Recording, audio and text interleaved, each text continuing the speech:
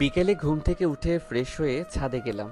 ছাদে এসে আমার কবুতরগুলোকে শীষ দিয়ে ডেকে ডেকে খেতে দিচ্ছি।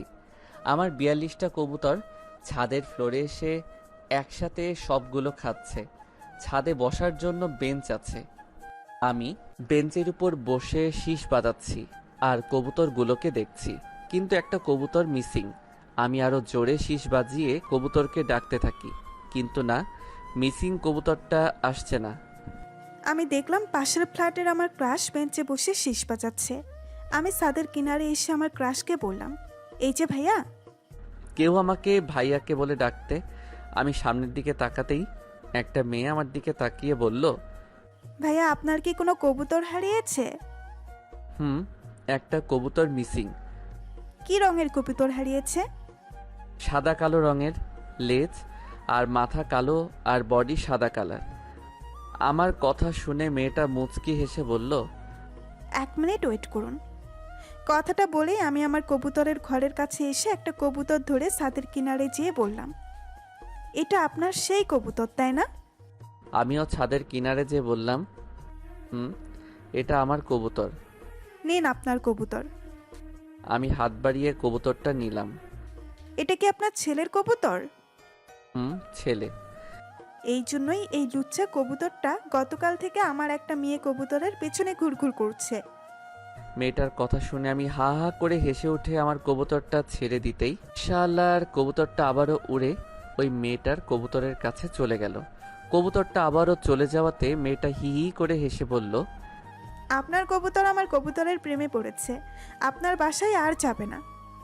আমি হেসে বললাম, আমার কবুতরটা তো নাম্বার 1 বলদ, কোথায় গার্লফ্রেন্ডকে ভাগিয়ে উড়িয়ে নিয়ে নিজের বাড়ি চলে আসবে, তা না করে বলদটা নিজের ঘরবাড়ি ছেড়ে ছুড়ে গার্লফ্রেন্ডের বাড়ি গিয়ে বসে আছে।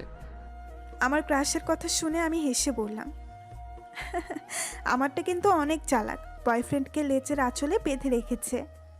মেয়েটার কথা শুনে আমি হেসে বললাম, আসো বিয়ের দিন তারিখ ঠিক করি, ওদের বিয়ে দিয়ে প্রেমের পূর্ণতা ঘটাই।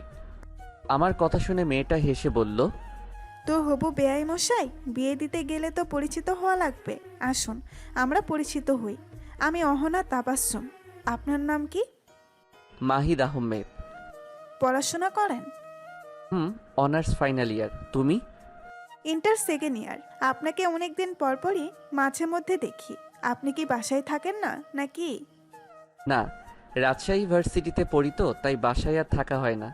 যখন পড়াশোনার চাপ থাকে না তখন মাঝে মধ্যে 2-3 দিনের জন্য আসি, আবার চলে যাই। কিছুক্ষণের মধ্যেই মাগরিবের আজান শুরু হয়। আজান শুরু হওয়াতে অহনা মাথায় ওড়না দিয়ে আমাকে বলল, আপনি দাঁড়ান, আমি আপনার কবুতরটা নিয়ে আসি। আনা লাগবে না। কেন? প্রেমে পড়ছে না, ওর মন তো ঘরে দাঁড়াবে না।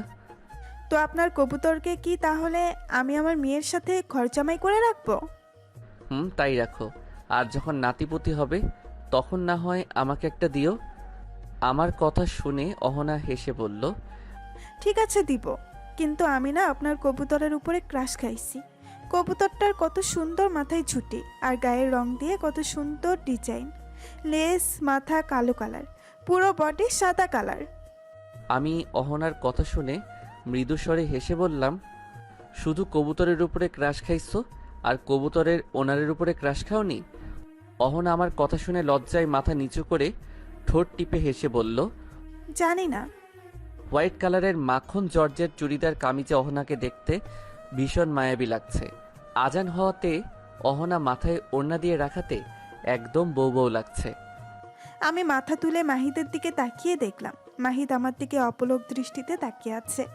নেভি ব্লু রঙের কলারওয়ালা টি শার্ট পরা, সাথে ব্ল্যাক জিন্স প্যান্ট, চোখে চকলেট কালার চিকন ফ্রেমের চশমা, যেমন উঁচু লম্বা তেমন ফর্সা। অসম্ভব হ্যান্ডসাম লাগছে মাহিদকে দেখতে।